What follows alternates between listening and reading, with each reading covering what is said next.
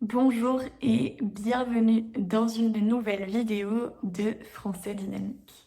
Je suis très contente de te retrouver aujourd'hui à nouveau pour te parler de lecture en français. Peut-être que tu le sais déjà, mais la lecture, pour moi, ça n'a pas toujours été une grande histoire d'amour. En fait, quand j'étais à l'école, quand j'étais adolescente, on avait des livres obligatoires à lire en littérature et pour moi, c'était une vraie corvée. Je pense que les livres qui étaient choisis n'étaient pas forcément très intéressants. En tout cas, ils ne m'intéressaient pas à cette époque-là. Et je me suis un peu fermée à la lecture en général et j'ai perdu l'habitude de lire pendant plusieurs années. Et en fait, je n'ai pas voulu rester sur quelque chose de négatif, sur une sensation négative de la lecture. Et donc c'est pour ça que j'ai décidé, il y a quelque temps, de me remettre à lire. Et il se trouve que cette nouvelle routine est absolument géniale pour moi. Je l'adore. J'ai lu beaucoup de livres depuis cette époque-là et j'ai décidé de créer mon atelier de lecture, le temps de lire, avec mes élèves, avec toi peut-être qui apprends le français, avec des personnes qui souhaitent apprendre ou améliorer leur français à travers la lecture, à travers quelque chose d'agréable. Et donc pendant cet atelier, on lit un livre que je choisis, on l'étudie, on essaie de comprendre l'histoire, de comprendre les personnages, etc. Et on se retrouve régulièrement pour discuter du livre et de ce qu'on a compris, ou peut-être de certains sujets qui vont faire débat. Si tu es intéressé, le prochain atelier de lecture commencera le 20 avril prochain. Si ça t'intéresse, tu as toutes les informations juste en dessous. Et donc, comme je disais, pour moi, la lecture, ça n'a pas été quelque chose d'évident. Ce n'est pas quelque chose que je fais depuis des années et des années. Mais j'ai décidé, peut-être comme toi d'ailleurs en français, parce que j'ai beaucoup d'élèves qui n'osent pas lire en français. Ils ont peur de commencer un livre en français, peur de ne pas le finir, de ne pas comprendre. Et en fait, je pense que il s'agit surtout de prendre confiance quand on lit en français ou quand on va commencer ou recommencer à lire un livre en français. Alors moi, je suis là aujourd'hui pour te parler de mes lectures du mois de mars. Je vais te parler des lectures que j'ai faites ce mois-ci et un peu ce que j'en pense, si je te le recommande ou je te le recommande un peu moins pour lire en français. J'ai lu quand même beaucoup de livres avec une histoire assez courte.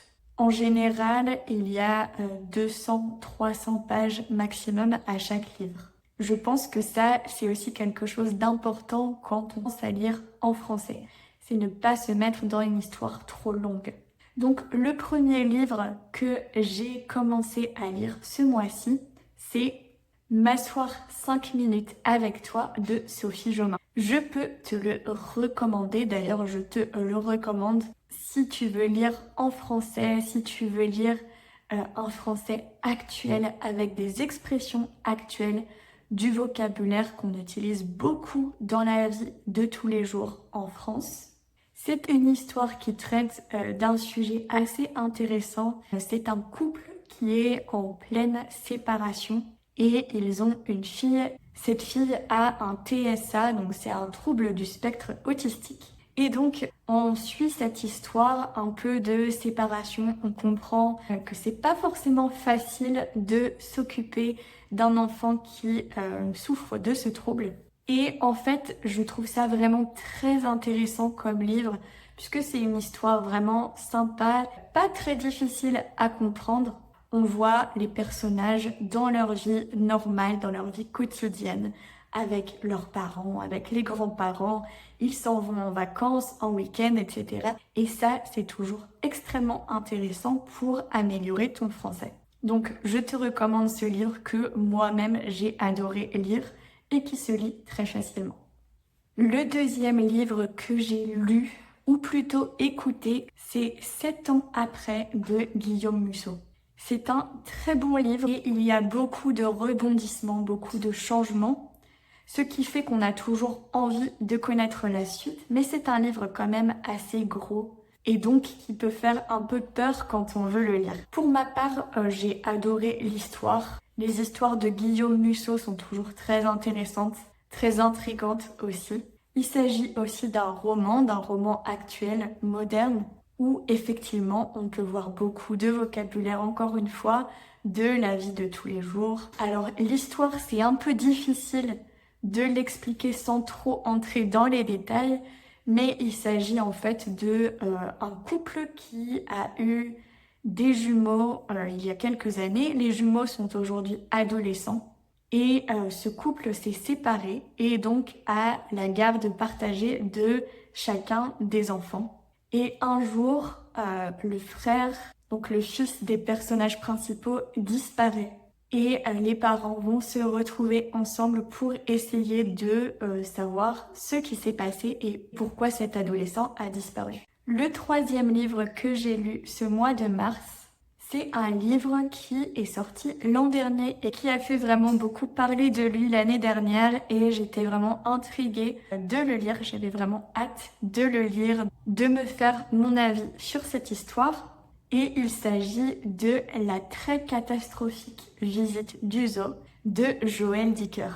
C'est un livre que j'ai vraiment beaucoup aimé et il se pourrait bien que ce soit le livre qu'on lira lors du prochain atelier de lecture. Donc je ne vais pas trop te donner d'informations sur l'histoire, mais tout de même cette histoire est très drôle, très intéressante. Enfin, encore une fois, on retrouve beaucoup de vocabulaire et d'expressions, de jeux de mots aussi. J'adore les jeux de mots. Voilà, c'est une histoire assez courte, relativement facile à lire, que j'ai décidé qu'on lira ensemble lors du prochain atelier de lecture. Donc si tu souhaites t'inscrire à l'atelier de lecture, n'hésite pas à regarder les informations juste en dessous. Pour résumer l'histoire, donc il s'agit d'une petite fille qui est dans une école spéciale avec d'autres enfants un petit peu différents, mais cette école va avoir une inondation et ils vont donc être invités à aller à une autre école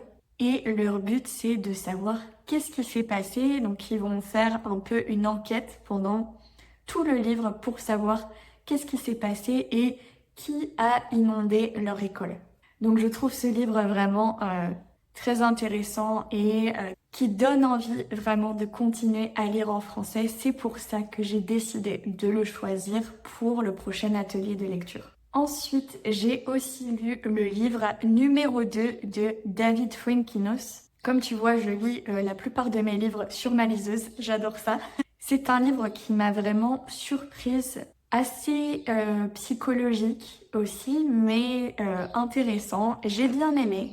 En fait, il s'appelle Numéro 2 puisqu'il parle de l'histoire d'un petit garçon qui n'a pas décroché le premier rôle pour Harry Potter. Donc, si tu connais l'histoire d'Harry Potter, peut-être que ça peut te plaire encore plus puisque tu vas retrouver les personnages principaux, etc.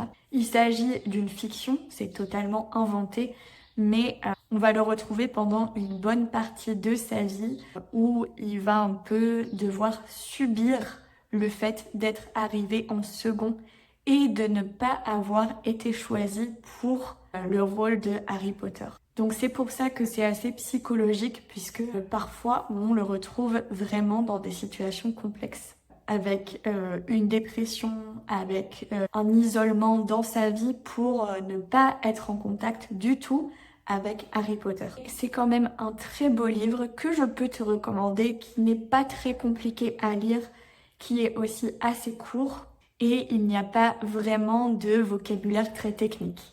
Et enfin, le dernier livre que j'ai lu ce mois de mars, c'est La place d'Annie Ernaux. Alors j'avais entendu parler d'Annie Ernaux, mais je n'avais jamais lu l'un de ses livres.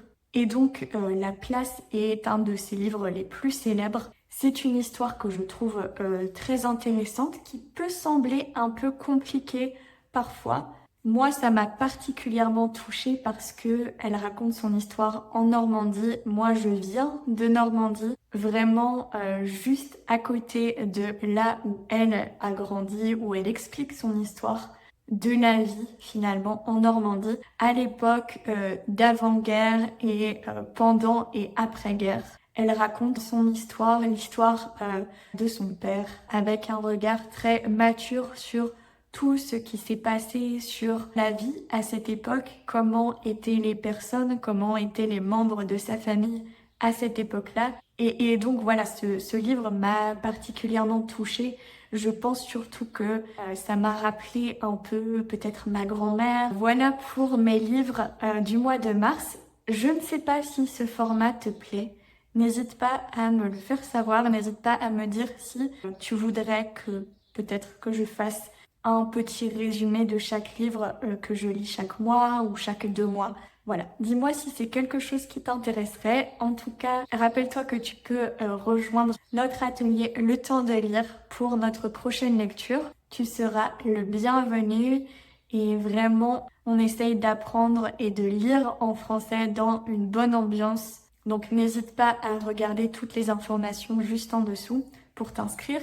Et moi, je te dis à très vite dans une prochaine vidéo.